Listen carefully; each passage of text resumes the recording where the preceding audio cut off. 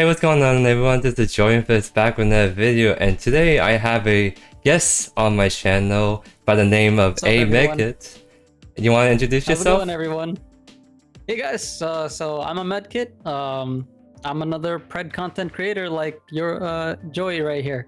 So if you're into that stuff, into Predecessor, can't wait for early access, which is what we're gonna talk about. You're gonna enjoy this video. This is one epic collab, and Joey, thank you for having me here, man. Thank you so much for taking the time to have this kind of quick discussion. Yeah. Medkit, what's the first thing that sticks out to you in this video? Man, this thing was a bombshell. They teased this to us back with that tweet with Robbie sitting with the whole cameras and lights and action. I gotta say, man, Robbie, you're looking fresh. You've come a long way. Oh, I no. remember watching his videos, and now look at him, man. RGCs, congrats, man. We're all rooting for you. He do be really looking fresh. And I think there was one comment down here by IP Shootin. He's, by the way, another Predecessor content creator. I really like his videos back then. I'm hoping he'll be back to posting more videos for sure. But he said really good. It's so weird listening to H be so professional when for so long we were used to hearing trash talking in his videos, right? It's just this for us it's really cool to see Robbie seeing other Predecessor content creators now becoming actual developers. They've really come a long way, and I think that's just really cool in my opinion. Oh yeah, and shout out to IB Truthin as well. We want to invest in gameplay first. And I think right there it's actually the most important part of the video, because I know a lot of people were kind of worried that hey, there's no heal progression, there's no account progression, where's the store? Overprime has a store, you buy all these skins, why can't Predecessor do the same right from the start, right? But I think I think what people are missing is that all that kind of stuff does take some time and thought in making them work really solid.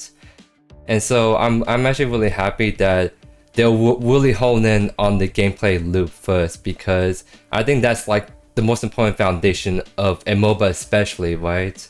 If you can't get the gameplay polished there right from the get-go, then everything else that goes on top of it won't be as stable. Yeah, just because a game would get there first doesn't necessarily mean that's a good thing, right?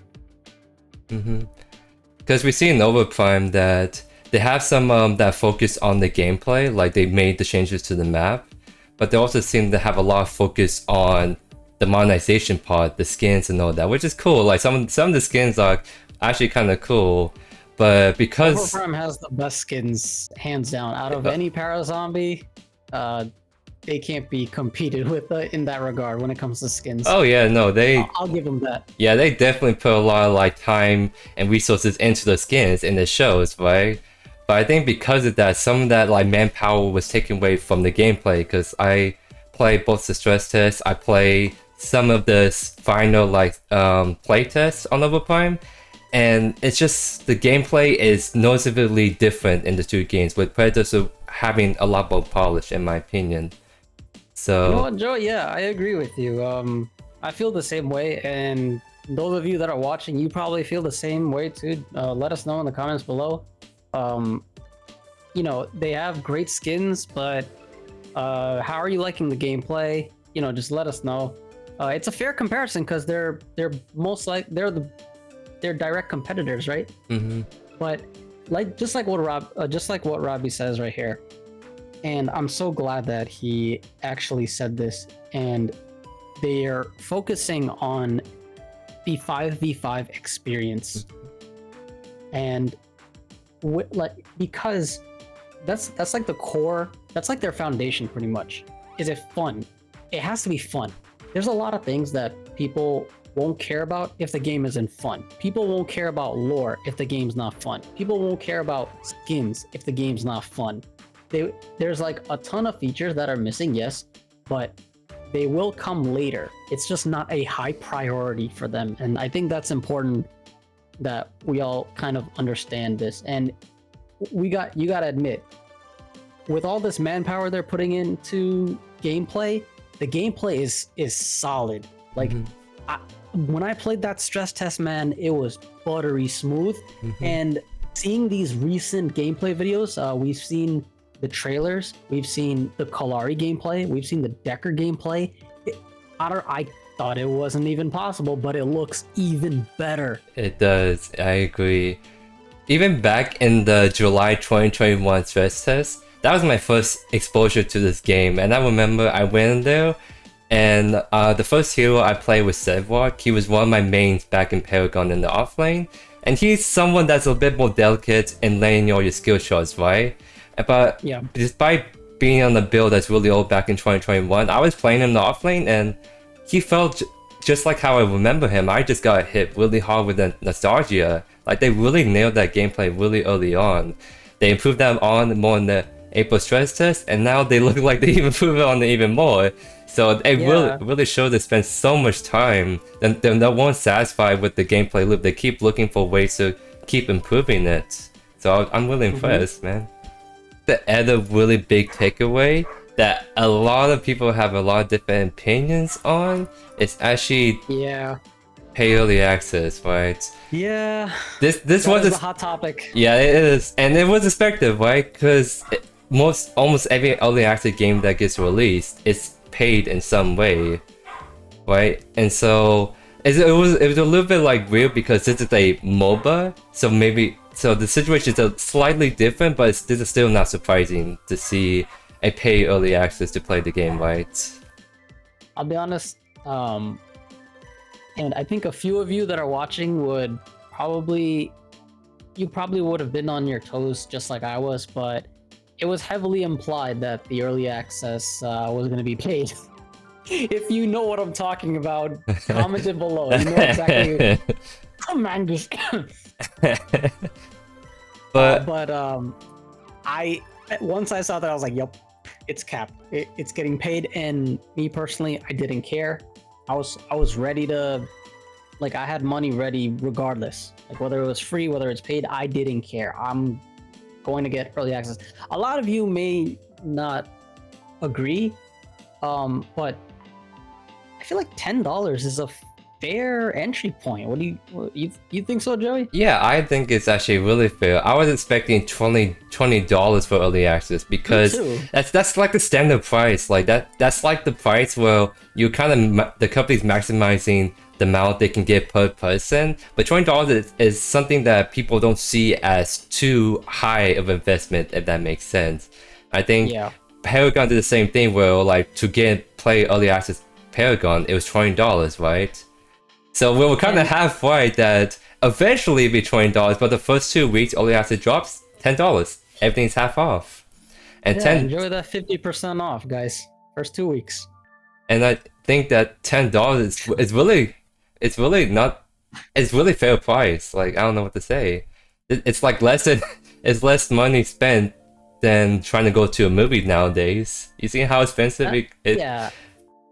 So that's true. So I think this is just a really fair pricing point. One thing to clarify, people are going to compare this a lot to what Vault did, right? How it was the same price. There's a big difference though. For Vault, you had a limited number of heroes. Imagine if someone has a legendary pack and they had some broken hero. I'm gonna make this up, but let's say Wukong was in it, and you're here with your $10. You buy just the entry point, but you don't get to play Wukong. Well, guess what? Wukong in your matches gets to just stomp all over your team. But this is the crazy part. There's 3 different bundles. There's rare, there's epic, and there's legendary. And guess what? All 3 of them have the same number of heroes, which are the 18 from the stress test. And the next one was going to be Decker. That's been confirmed. And the 20th one I thought was going to be Huntress. But turns out it was Crunch. We'll talk about Crunch in a sec. But I just want to point out that as far as the differences go between the paid early access, the bundles between Vault and Predecessor, at least, one positive that I can say is that the heroes will be the same across the board. I think with Predecessor, it's getting to the point. It got to the point where I think the game is polished enough that the gameplay is something that people will enjoy. Like it would warrant someone to, hey, you have $10, come support us, and that's the whole reason, right? Like, we don't. They might not necessarily want like millions of people trying the game out and then just kind of turning away, not coming back. With this paywall, it like there's this level of dedication, right? And I think that's what they're going for. Like, but they're just not ready for millions and millions of people yet. And that's like the end goal for any gaming company, right? You want millions and millions of people to play your game. Where they're just, they're just not there yet. Again, it's early access. This is not full release. It will be free later. I agree. I couldn't say it better than myself. Speaking of which, Joey, I got a question for you. Let's say, let me just make up a number. Let's say there's 2,000 players that have been eagerly waiting on the game. Now there's a paywall, and let's say only half of them are in now. Let's say 1,000. How do you think this will affect, let's say, the MMR and the data that the team gets in order to polish this game even further? That's interesting you bring up MMR, because to be able to test MMR really good, you need the larger player base, the better, right? So if you're filtering through, like you're not letting everyone in, you're letting in a small amount of people, then that could have some impact on MMR, right? But that's only if the early access initial drop is like a really small like player base, right? I think back in April's stress test, they peak at around like 50,000, something like that, players, and the amount of like players play over time was like really high, right?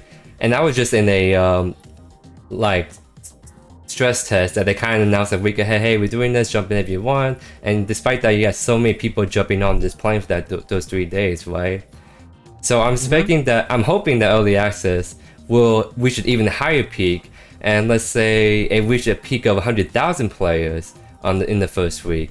I think that's a big enough player pool that I think the MR is gonna be working decently, right? And Yeah. it really depends on how they structure the MR system. We don't know how they structure it. They did say that they're revamping it from the ground up, but we don't know exactly what that means, right? So this is one of the things we have to play the first few weeks and see how it goes, right? What would you say is the biggest reason for paid early access? What's the biggest reason? Well, Yeah.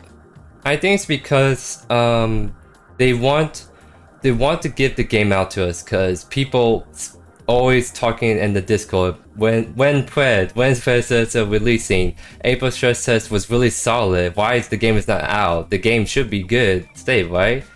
And it's because they obviously are putting in a lot more effort than we think they are doing. Like, we thought the April stress test was the peak, and now they show us new collab gameplay and they reach a new peak. Like they're not stopping. They want to keep improving, but I think it's to the point where I think they'll satisfy enough with the gameplay loop to release it to a limited public, but they don't want to like call it the official release and release it to everyone for free, right? Because this is still an unfinished product, right?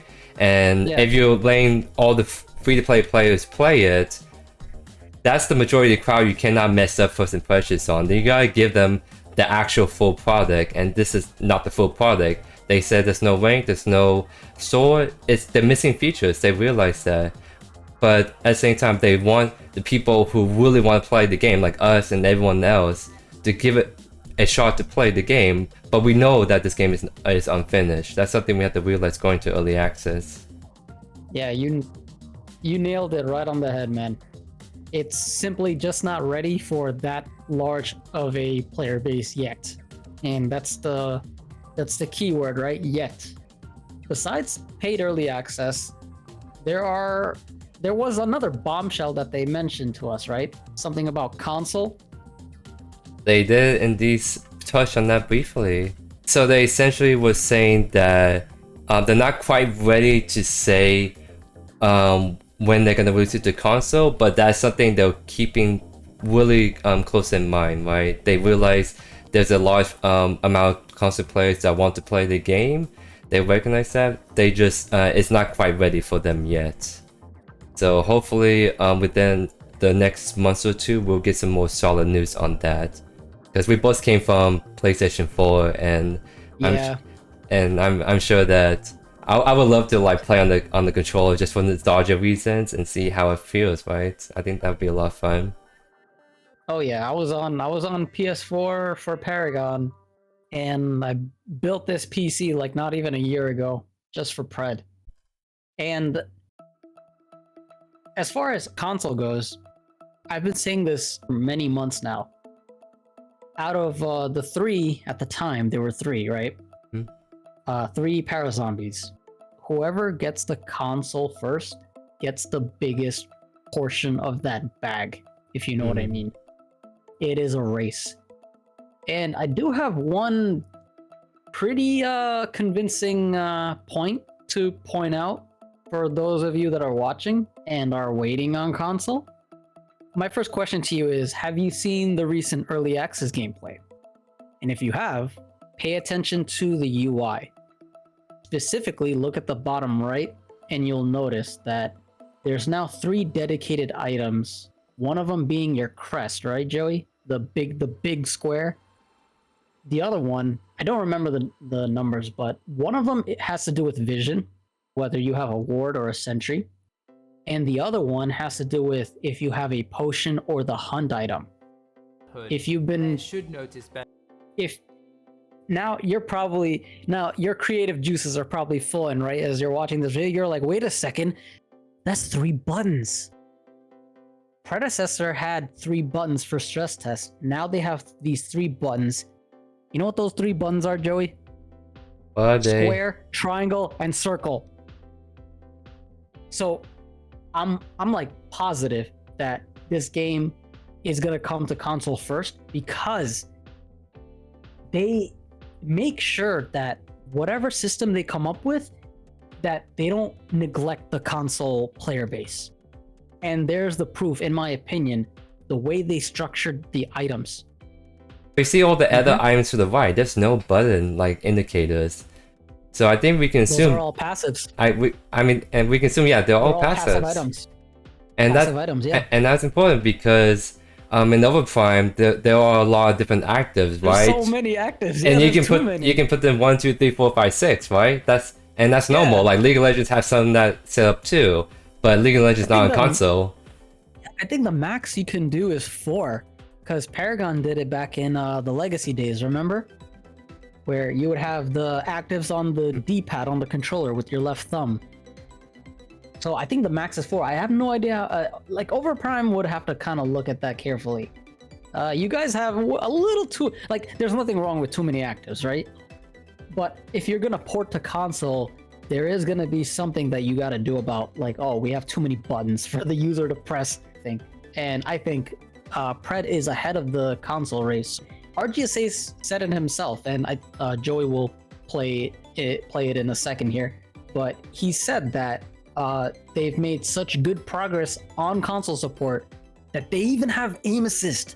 Development on console is well underway and will feature crossplay, so you can play with your friends regardless of platform. In fact, we've made so much progress that early access will ship with controller support, including aim assist.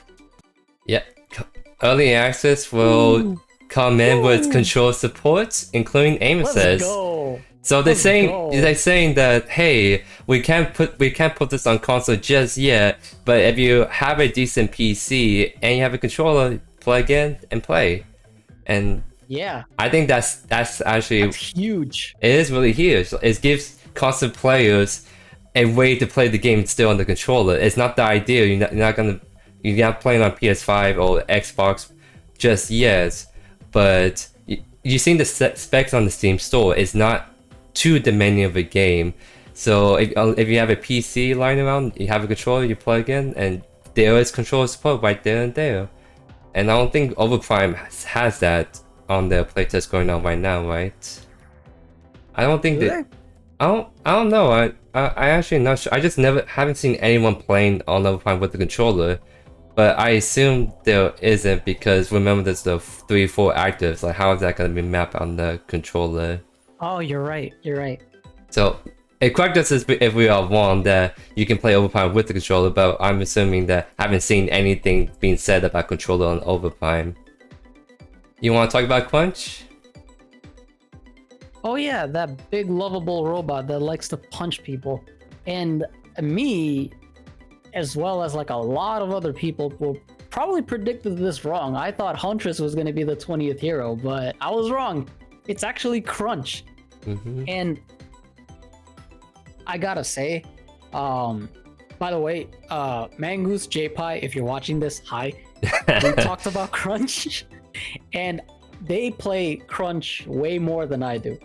And the only thing I said was that Crunch can be in Pred easily because in Paragon he had 2 passives in his ultimate, and also it was an active.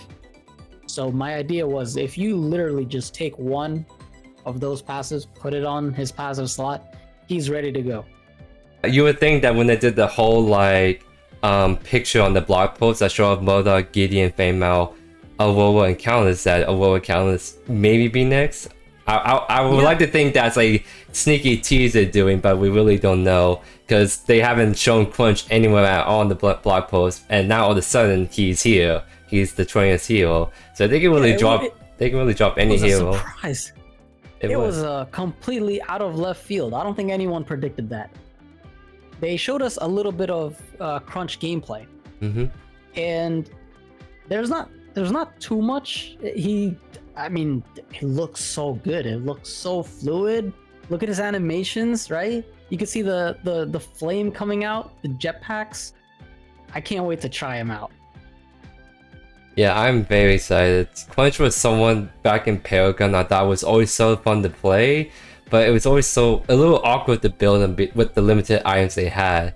And from what we saw in April Stress Test, such a large variety of items, and I'm really excited to see what he plays. But speaking of which, remember we were talking about you can see all the items, and I see where you're going with this. Yeah, and the interesting thing is, at least based on the April Stress Test items, here I can even pull this up. Essentially, there were items with physical and magical power that Crunch had in this like part of the video I'm showing you. And if I show you on this page real quick, One-Eyed Raccoon has physical power, he has that item, and then he has this one other item, and this has magical power. So yeah, which I thought that was interesting, right? Why is he mixing physical and magic? Could he be a dual scaling champion? Because back in the April Stress Test, when you everyone built just one item because like you only get scaling from physical and magical, like that's what you saw, and that's how you build. So there could be doing something funky with him. That's it to say, like if Oathkeeper is suddenly a physical item, then this theory goes out the trash, right? I'm assuming the fires they're given are the same-ish, maybe the passives are different, but it's really interesting to see these mix of physical and magical items from the April Stress set that Crunch is using. So that's something we definitely have to investigate once Early Access releases, right? Maybe that's why they wanted Crunch, so they can kind of like test how good their item selections are. A hero that utilizes physical and magical, how would that sort of manifest within the Predecessor item shop space? Exactly. It'll be really interesting to see how many the different items you can combine to make this really unique build that no one else can quite build. But besides Crunch, they did give us a little tease of Huntress. And I'm playing it on the screen right now. Well, essentially, like what it looked like is she has some kind of dash, But then she started doing Definitely this, a dash. and then all of a sudden she started doing an AoE ultimate around her. Like think Reaper from Overwatch 2, think Samira from League of Legends. This is an ADC that looks like wants to get in close and personal, because Murdoch, Drongo, and Sparrow, they like to keep people away. This person looks like, Huntress look like she likes to get in people's face. Just gets in there, yeah. So it's really, really interesting to see the design they seem to be going for her based on the small tease we got. And if you look closely, so I looked at this footage. A couple of times in slow-mo. I'm looking at it right now, but when she does her little dash, it has like this specific purple, black, evil-looking streak going downward, right? If you take a close look at Fangtooth, after a couple of seconds, Fangtooth is like covered in this purple Amaterasu. What's up with that? That's a good point. Like, is that some kind of like indicator they're taking like burning damage now from her abilities? It has to be. If that's like, that could be like a passive, or it could be a component of her ultimate, or it could be something from the dash, or maybe it's a new item. I don't know. Yes. It's No, it can't be a new item. Why would they have an item that gives? Actually, no. Who knows? yeah. Maybe it's a coincidence. Maybe it is. I mean, I think we're assuming that it's part of Huntress kit because that purple thing seems to be matching her theme, right? Imagine you're playing this big green boy crunch, and then you're applying this purple mist on people. That doesn't seem quite right. It's like that is. Yeah. They wouldn't think, oh, that's not part of his kit. That's probably an item. Yeah. It's like the color, but here it's very vague. We don't know what that.